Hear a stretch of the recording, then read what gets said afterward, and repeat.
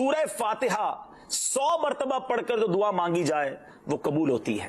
سورہ بقرہ کی تلاوت سے شیطان گھر سے بھاگ جاتا ہے۔ آیت الکرسی پڑھنے سے محتاجی دور ہوتی ہے۔ سورہ کہف کو ہمیشہ پڑھنے والا دجال کے فتنوں سے محفوظ رہے گا۔ والدین کی قبر پر ہر جمعہ سورہ یاسین کی تلاوت کرنے سے اس کی حروف کی تعداد کے برابر ان کے گناہ بخش دیے جاتے ہیں۔ جو قریب المرگ ہو اس پر سورہ جاسیہ کا دم کرنے سے خاتمہ بالخیر ہوتا ہے۔ سورہ حجرات کا پڑھنا اور دم کر کے پینا گھر میں خیر و برکت کے لیے مفید ہے۔ سورہ قاف پڑھنے سے جو باغ ہوتے ہیں ان کے پھلوں میں کثرت ہوتی ہے۔ سبحان اللہ۔ سورہ رحمان 11 بار پڑھنے سے تمام مقاصد پورے ہوتے ہیں۔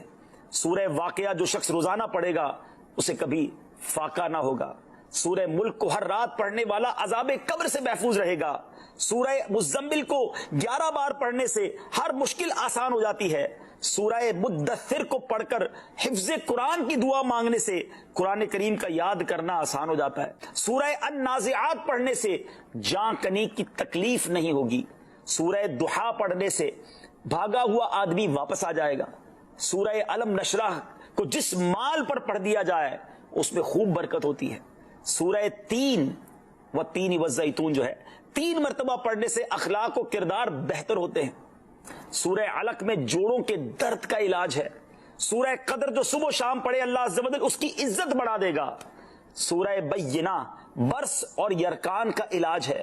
جس آدمی یا جانور کو نظر لگی ہو اس پر سورہ عادیات کا دم مفید ہے۔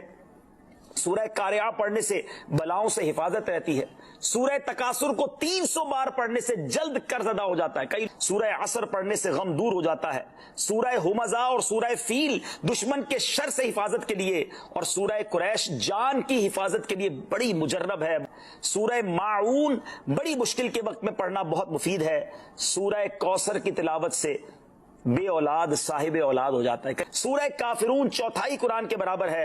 سورہ زلزال نصف قرآن کے برابر ہے۔ سورہ اخلاص 1/3 قرآن کے برابر ہے۔ اور سورہ فلق اور سورہ ناس سے جن اور شیطان اور حاسدوں کے شر سے حفاظت رہتی ہے۔ پھر کیوں نہ ہم قرآن سے دوستی کر لیں، کیوں نہ قرآن کو اپنا ورد بنا لیں۔